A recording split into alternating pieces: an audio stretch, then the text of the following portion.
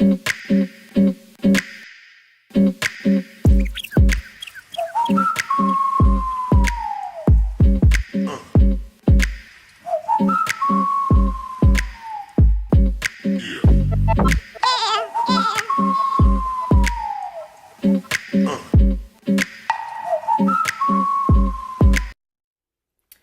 Kinky Girls, and welcome back. It's Tenell of Kinky to the Core. And to all my new subscribers, hi, welcome. Welcome to the Kinky Girl family. To all my original Kinky Girls, hey, what's poppin'? Y'all already know. Well, I wanted to come to you. I know you guys already see this hair right here. So the gray silver hair has been in since 2015. I finally jumped on the bandwagon and decided to create a style. First of all, I seen this hair in a beauty supply store, and there was a display on the mannequin pretty similar to this hairstyle, and me and my mom both was like, oh my god, I just knew it was going to be expensive. To my surprise, you guys, it was $12.99 and $10.99. It was $12.99 for the 12-inch and $10.99. I mean, and $9.99 for the 10-inch. So I was like, "What? Yes, give me that right now. I have to have it. I have to have it." So I just wanted to, you know, try something different and create something different, make something that I never made before. You guys, it was a fail. It was a fail. So you guys, down in the description box, let me know what you think about this hair. The one thing I do not like about it is it does not hold any heat. It will not curl. It will not flat iron. In the video, you will see the struggle of me trying to flat iron the hair and nothing comes out. My original plan was to put some big curls in it. Not big curls, but like loose curls in it. I know you guys have seen it. I'm going to try to maybe insert a picture to what I was attempting to do. But it didn't happen. It did not cut well at all. Maybe my shears needs to be sharpened. I don't know. I haven't had any other problems with my shears, but it just doesn't hold a curl like. But I'm going to make it work, and I did kind of make it work. It looks decent, but it wasn't what I had envisioned in my mind. It doesn't shed that bad. It hasn't shed at all. Like, my biggest thing is the heat thing, and yeah, curl this unit and it just didn't work out. Another issue that I had, I got this, and you will see this in the video. It's a hair weaving cap, a 5-piece net set, and it came with a light tone color net. What I was trying to make a part in it using the net that didn't come out. You can see the thread. So what I ended up doing was making a U-part wig, and I just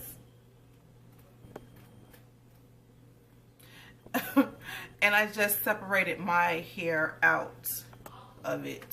So yeah, that's pretty much what I did. So that's pretty much what I did. You guys will see that in the video. I actually went through the process. I left it on. I'm going to leave it on there and let you guys see how a disaster it was.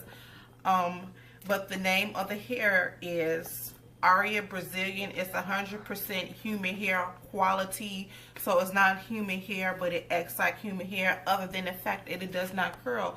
That's what I thought. It will curl at least up to 400 degrees when it's synthetic. Normally time it gives you up to 400 degrees. I had it up at 380 and it wasn't doing anything. Then I turned it up to 400. It still wasn't doing anything. So yeah, that's pretty much it. I'm gonna stop gibbering and jabbering, so I'm gonna go ahead and get to the tutorial. The tutorial I tried to make as detailed as possible. I did hand sew this hair. I did not want to hot glue it because you have to cut it. So I didn't want it to shed because I know it was an inexpensive brand. So I wanted to preserve the hair as much as possible, because once you get cut into the weft, that's where the shedding comes about. I guess it worked. Like I said, in the description box down below, please tell me what you guys think about this hair. How does it look on me? Would you rock it? All those good things. Like I said, to me, it was a fail because it's not what I had in my mind. I'm not able to curl it. I was not able to have the lace fronts or the lace netting part that I wanted. So I had to bring my hair out, which is something I don't want to have to do all the time. But yeah, so that's pretty much it. Like I said, I'm going to stop talking and get on into this tutorial.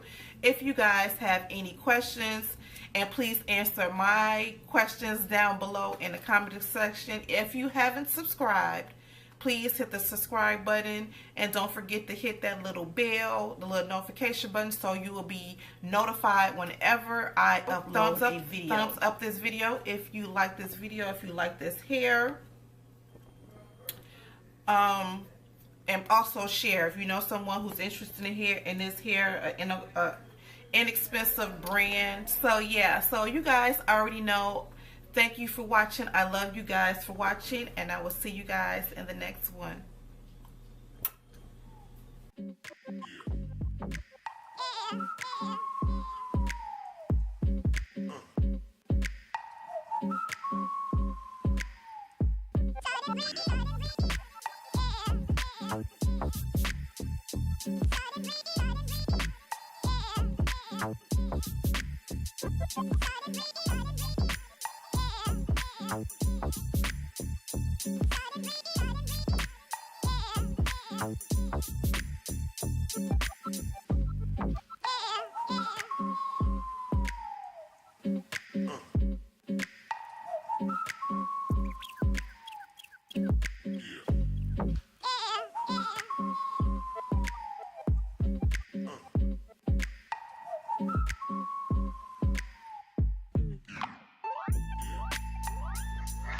Okay, girls, let me explain why I have the styrofoam wrapped around this mannequin head.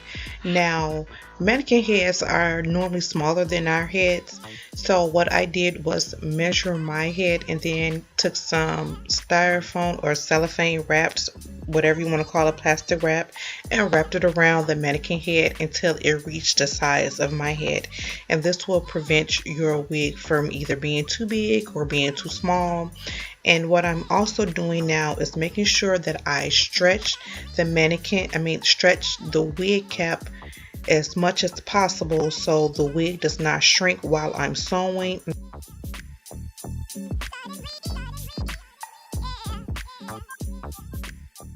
Okay, moving on to this 5-piece set. It came with a cap, which was not of good quality, and 3 other mesh caps, black, with various different size holes for each one. But I'll be using this nude tone one to get a lace front effect. And I'm just simply measuring where I want it to be. I know I wanted a side part and maybe the option to wear it in the middle. So I am just simply starting putting T-pins in it to hold it in place. And as you can see, when I begin the stitch, I am looping the needle through the thread maybe 2 to 3 times to make sure it is secure, and then just simply sewing it through the wig cap, making sure to only go through 1 or 2 holes to not stretch the cap or the netting. Now, same for the back. When I start the track, I'm starting in the back up a little bit above the netting, and I initially stick the needle through the weft. This is the only time I'll be doing it, and as you can see, I am looping it through the same way that I looped it through the nude netting to make sure that the start of the track is very secured, and then after that I simply sew underneath the wefts of the hair to make it easier. And then also remember to only sew in between up to 1 to 2 holes, and this will prevent the cap from shrinking on you.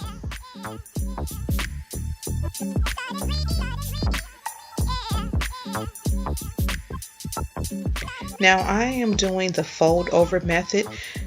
This will prevent cutting and shedding, that which comes from cutting the wefts, and all you have to do is just simply fold it over and begin the same process of sewing underneath the weft.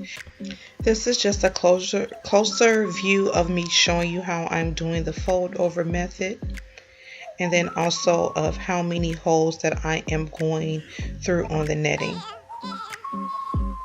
And the good thing about sewing with the netting, if you mess up or go too high, it's easier to pull or reverse the thread and pull it out. Now when you get finished with one piece of thread and need to move on to the next one, just simply cut the thread, tie it off, and then start off right where you left off. And what I like to do is double up where I left the netting to make sure that it does not come attached. Now I am finished. I am moving to the 10-inch pack, and as you notice, I use the T-pins to hold the hair in place.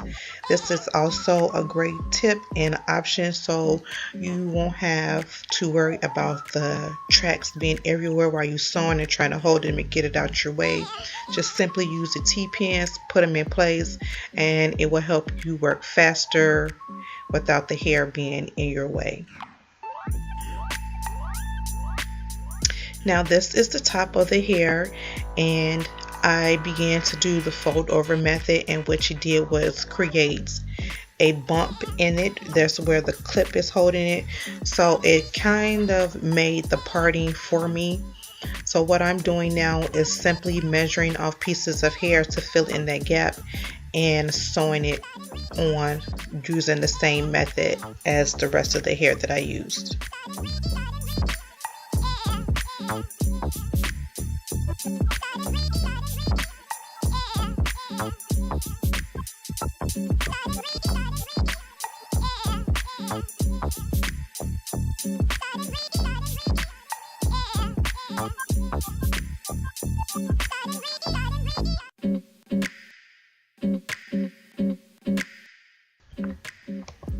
Okay, off camera I tried the wig on and measured where I wanted my bob to lay, and in the back I simply added a hair tie, and I'm going to slide it down and cut underneath the hair tie.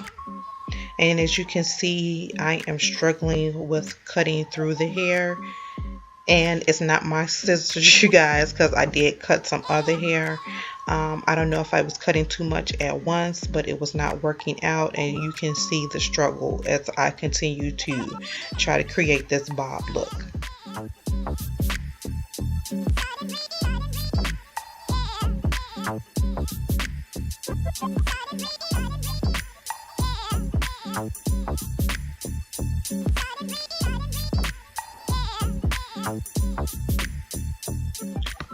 Okay, now that I did the fold over method at the top, it created the bump as I was saying. So what I'm doing now is simply flat ironing that portion to try to get as smooth as possible so it will lay flat.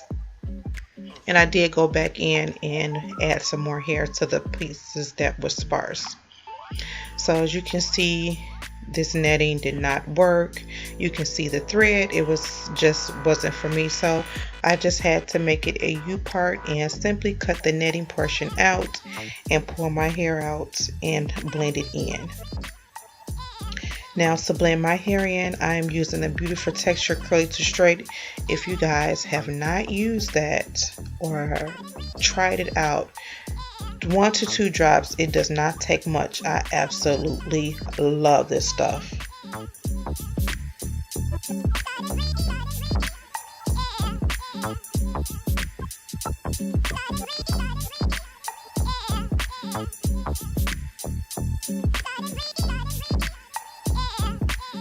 Now I'm just simply adding some edge control because, of course, you guys, if you've been following me, you know how I like my edges. And then I am just going back and cutting and creating some layers. And then I'm going to set my edges by applying my scarf. And then after 15 minutes, my edges are laid. And we're going to begin to blend and flat iron the hair.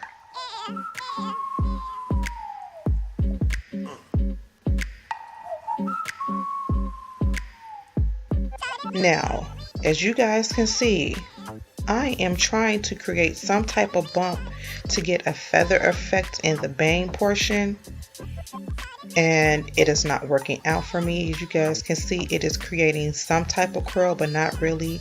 So what I decided to do is go back in with my razor shears and try to create some type of layers to help it give it some type of layering and feathering effects. And this is it.